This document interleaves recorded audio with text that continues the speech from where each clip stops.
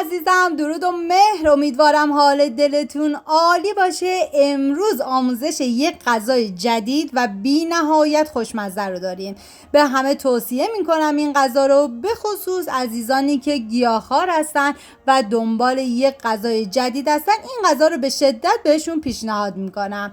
مواد لازم: سیب زمینی، قارچ، تخم مرغ، پنیر پیتزا، پیاز، فلفل دلمه‌ای، آرد، زرشک، سیر و ادویه ها شامل نمک، فلفل سیاه، زردچوبه، جوز هندی و پودر گشنیزه. و عزیزانی که گیاهخوار هستن و نمیخوان از تخم مرغ استفاده بکنن، من یه راهکار بهشون دادم که در قسمت‌های بعدی حتما بهشون میگم.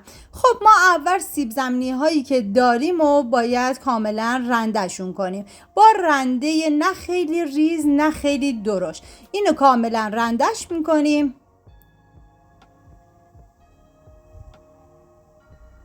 و حالا پیازی که داریم و اونم باید کاملا رندش کنیم.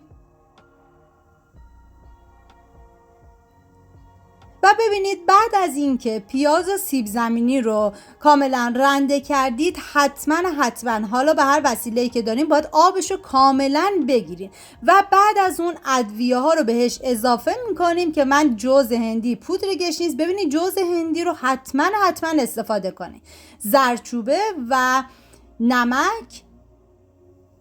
ببینید نمک که اضافه میکنید اگه باز باید دوباره بچشید، اگه دیدید کمه باز باید دوباره اضافه بکنید. و فلفل سیاه و سیری هم که داشتم و رنده کردم و بهش اضافه کردم و اینجا هم آرد رو بهش اضافه میکنم.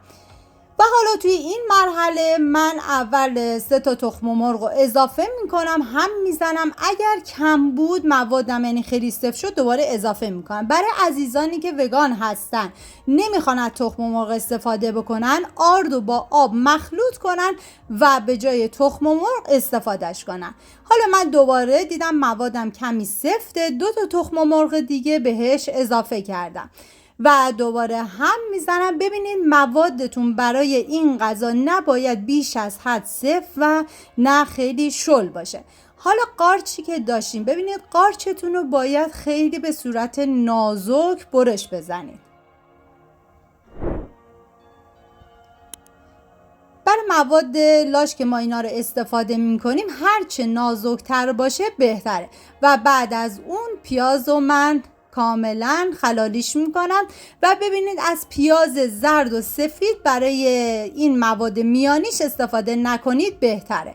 حالا داخل تابه تقریبا 2 قاشق غذاخوری، بیشتر از اون استفاده نکنید چون مواد میانی ما نباید روغنی خیلی باشه. حالا پیازی که خلالی کرده بودم و بهش اضافه میکنم و میذارم تا پیازم کمی نرم بشه.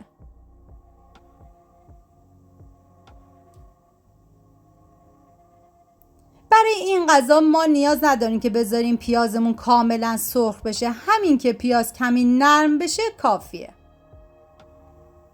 و حالا قارچی که داشتیم و بهش اضافه میکنیم و ببینید بعد از اینکه قارچ رو اضافه کردین زیر شعلتون رو دیگه باید کمی زیادش بکنید تا آب قارچ کاملا کشیده بشه.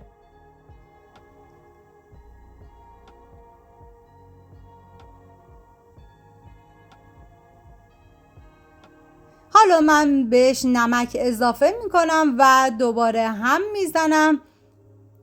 برای مواد میانیتون از هیچ نوع ادویه دیگه نیاز نیست استفاده بکنید، فقط باید کمی نمک بهش بزنید. حالا من فلفل دلمه‌ای رو بهش اضافه میکنم و دوباره هم میزنم تا کاملا با هم دیگه مخلوط بشن. بعد دیگه همون زیر شعلمون که باید زیاد باشه و میذاریم تا کاملا آب قارچ و فلفل دلمه‌ای کامل کشیده بشه. بهتون پیشنهاد میکنم که حتما این غذای خوشمزه رو درست کنید. اصلا من از عطر و طعم این غذا نگم براتون. خب من حالا کاملا همش میزنم. ببینید مواد من دیگه به یه اندازه میرسه که نه روغنیه نه آبدار، باید کاملا موادتون به این صورت باشه.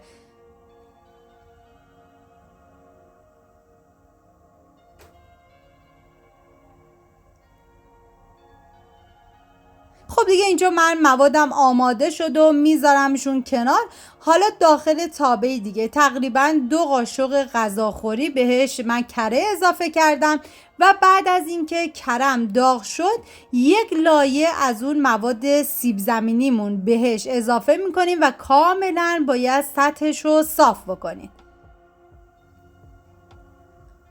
ببینید این لایه اولی که میریزی نه خیلی لایه‌تون کلوف باشه نه خیلی نازک.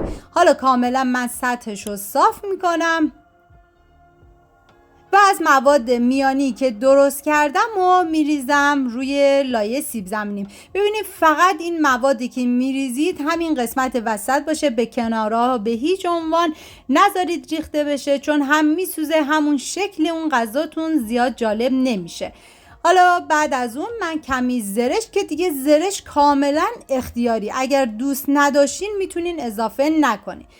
من بعد از اینکه زرش گرم ریختم دوباره باید بهش پنیر پیتزام اضافه کنم. قشنگ روشو یه لایه نازک هم از پنیر پیتزا میریزم.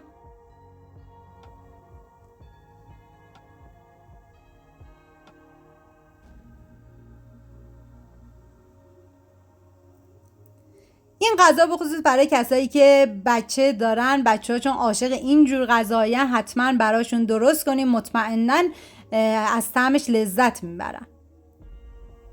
خب بعد از اینکه دیگه پنیر پیتزا ریختم دیگه این لایه آخرم دوباره سیب زمینی میریزم و کاملا سطحش رو صاف میکنم.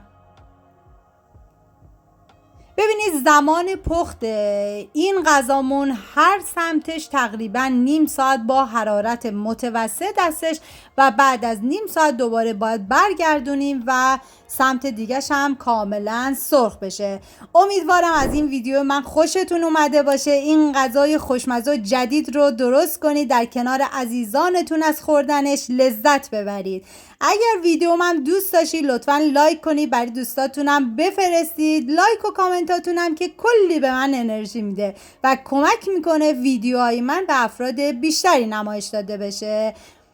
خب دیگه من اینجا یه سمت کوکوم کاملا سرخ شده بود، برگردوندم تا سمت دیگه‌ش هم کاملا سرخ بشه و بعد از نیم ساعت دیگه کامل آماده است. مرسی که مثل همیشه تا آخر این ویدیو همراه من بودی. تا درودی دیگر، بدرود.